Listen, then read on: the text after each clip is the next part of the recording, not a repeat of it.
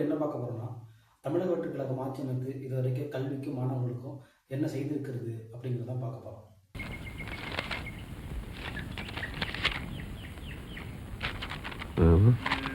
அதுல ஒண்ணும் இல்ல, கீழே போட்டுரு.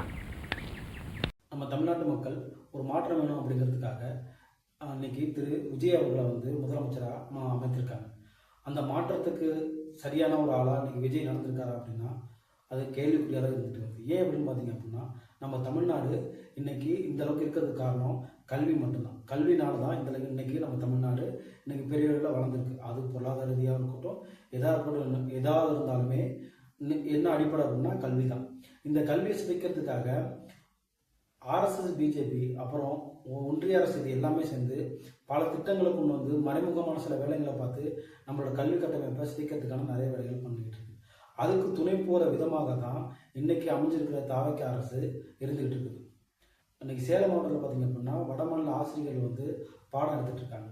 எதுக்காக அப்படின்னு பார்த்தீங்க அப்படின்னா நீட்டு, ஜேஜிஜி போன்ற நுழைவுத் தேர்வுகளுக்கு பாடம் எடுக்கணும் அப்படிங்கிறதுக்காக பாடம் எடுத்துட்டு இருக்காங்க. இந்த நுழைவுத் தேர்வில் நம்ம மாணவர்கள்லாம் தேர்ச்சி பெற மாட்டாங்க அப்படிங்கிறதுக்காக வடமாநில ஆசிரியர்களை அமர்த்தி இங்கே பாடம் எடுத்துட்டு இருக்கு. ஆனால் நம்ம இதை கேட்டோம்ல அப்படின்னா இது கேட்கல. நம்ம நீட்டை வேண்டாம்னு சொல்லி கோரிக்கை வச்சு நம்ம போராட்டம் நடத்திட்டு இருக்கோம்.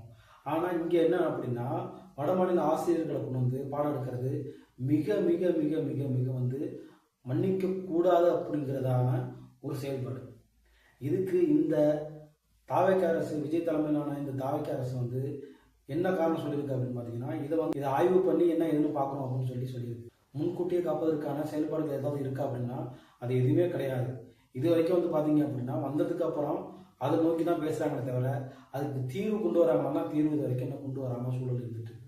நம்ம கல்வி குறித்தான கேள்விகள் ரொம்ப எல்லாருமே எழுப்ப வேண்டிய அவசியம். இன்னைக்கு கல்வி இல்லாமல் நம்ம தமிழ்நாடு இந்த அளவுக்கு இருக்கிறதுக்கான சூழல் இல்லை. அப்படி இந்த கல்வியில் ஒரு சீர்குலைக்கக்கூடிய வேலை வரும்போது அதை நம்ம எல்லாருமே பேசி ஆகணும். வட மாநிலத்திலேருந்து வந்த ஆசிரியர்கள் தான் பாடம் எடுக்கிற கட்டாயம் நமக்கு கிடையாது. நம்ம எப்போவுமே இருமொழி கொள்கையில் தான் இருக்கிறோம். மும்மொழி கொள்கைங்கிறது கிடையாது அப்படிங்கிறது தான் நம்மளோட அடுத்த திருத்தமான ஒரு செய்தியாக இருந்துட்டு இருக்கு. அப்படி இருக்க அடிப்படையில் தாங்களும் இருமொழி கொள்கையை உள்ளடக்கி கொண்ட ஆட்சி தான் அப்படின்னு சொல்லக்கூடிய தாவக அரசு இந்திய அடிப்படையாக உள்ள ஒரு இடத்த கொண்டு ஒதுக்குது அப்படின்னா அதை நம்ம கேள்வி வைக்க முடிய ஒன்று. இதை வன்மையாக கண்டிக்கக்கூடிய ஒன்றா இருக்குது. பிபிஎஸ்சி அப்படின்னு சொல்லிட்டு ஒரு மசோதா ஒன்று மத்திய அரசு கொண்டு வரதுக்காக தாக்கல் பண்ணியிருக்கு. இதை பற்றி தடுக்கிறதுக்கோ இல்லை வேறு விதமான அழுத்தம் கொடுக்கறதுக்கோ இது வரைக்கும் தாவக அரசு பண்ணியிருக்கா அப்படின்னா அதுவும் கிடையாது. வெறுமனம் சும்மா தான் இருந்துட்டு இருக்காங்க. இதோட இன்னும் மோசமான சூழல் என்னன்னு பார்த்தீங்க அப்படின்னா, நீட் தேர்வு முறைகேடுக்காக காக்ரோச் ஜனதா பார்ட்டி மிகப்பெரிய போராட்டம் நடத்தினது. இந்த போராட்டத்தில் பார்த்தீங்கன்னா கிட்டத்தட்ட 20 மாணவர்கள் கொல்லப்பட்டாங்க. அப்படி கொல்லப்பட்டதுக்கு பிறகு அந்த கல்வி அமைச்சரை பதவி விலக வச்சாங்க. அப்படியான சூழலில் தமிழ்நாட்டில் இந்த காக்ரோச் ஜனதா பார்ட்டி நடத்தக்கூடிய போராட்டத்துக்கும் இடதுசாரி கட்சிகள் நடத்தக்கூடிய போராட்டத்துக்கும் மாணவர்கள் கலந்துக்கிட்டால் அந்த மாணவர்கள் கண்காணிக்கணும் அப்படின்னு சொல்லி கட்சி அறிக்கையாக வர வெளியிட்டிருக்காங்க. இது எவ்வளோ பெரிய ஐக்கியத்தனம்! இன்னைக்கு இதை திரும்ப பெற்றுட்டாங்க அப்படிங்கிறது, இதை கொடுக்கறதுக்கான தைரியம் யார் கொடுத்தா? ஸோ இதுக்காக ஒழுங்காக பதில் சொல்லியிருக்கா அப்படின்னா இதுக்கும் பதில் சொல்ல. இதுக்கும் என்ன ஏதுன்னு பார்த்துட்டு அறிக்கையை பார்த்துட்டு அதுக்கப்புறம் நம்ம நடவடிக்கை எடுப்போம் அப்படிங்கிற மாதிரியான ஒரு விஷயத்தை தான் தாவக அரசு சொல்லியிருக்கு.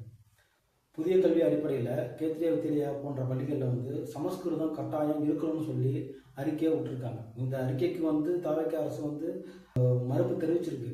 ஆனால் இதை கொண்டு வரும்போது இதை கவனம் எடுத்து அதை தடுக்கிறதுக்கான வேலைகளை பார்க்காம என்ன பண்ணிட்டு இருக்காங்க?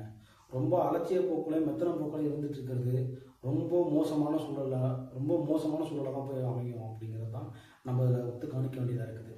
நம்மளுடைய கல்வி கட்டமைப்பை சிதைக்கிறதுக்காக பல வேலைகளை பார்த்துட்டு இருக்கு.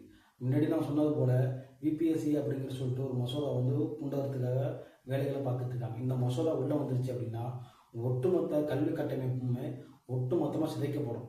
நம்மளோட ஆயுதமே கல்வி தான். அந்த கல்வி சிதைக்கிறதுக்கான வேலைகளை ஒன்றிய அரசு, பாஜக, பிஜேபி, ஆர்எஸ்எஸ் எல்லாமே சேர்ந்து ஒன்றா வேலை பார்த்துட்டு இருக்காங்க. நம்ம அதை தடுத்தே ஆகணும். இன்னைக்கு இருக்கக்கூடிய தாவக அரசுக்கு இது மிகப்பெரிய கடமை. ஏன்னா ஜென்சி தலைமுறை வச்சு தான் இன்னைக்கு நாங்கள் ஆட்சி அமைச்சுன்னு சொல்லக்கூடிய இந்த தாவக அரசு இன்னைக்கு இந்த மாதிரியான சூழலில் இருந்துக்கிட்டு அவங்களுக்கு எதிராக பண்ணுறதுங்கிறது சரியான ஒரு இடம் கிடையாது. மாணவர்களுடைய போராட்டத்தை ஒடுக்கிறதும் மாணவர்கள் போகிறத கண்காணிக்கிறதுங்கிறது சரியான ஒரு இடமா இல்லை. இது வந்து தலைமுறை உங்களை ஆட்சிக்கு அமர்த்திச்சோ அதே தலைமுறை உங்களை ஆட்சியை விட்டு இறக்கிறதுக்கான வேலைகளையும் பார்க்கும். நன்றி, வணக்கம்.